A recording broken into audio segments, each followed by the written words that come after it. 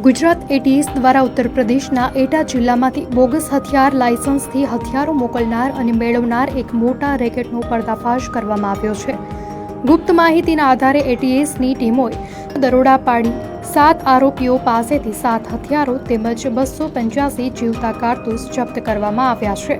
આ કાર્યવાહીમાં આરોપી મુકેશસિંહ હુકમસિંહ ચૌહાણ, અભિષેક રાજદેવ ત્રિવેદી, વેદપ્રકાશજી રામબાબુસિંહ, રાજેન્દ્રસિંહ લક્ષ્મણસિંહ સાંખલા, અજય ભૂરેસિંહ સેંગર, શોલેસિંહ રામબાબુસિંહ સેંગર અને વિજયસિંહ ભૂરેસિંહ સેંગર નામના ઇસમોની ધરપકડ કરવામાં આવી છે.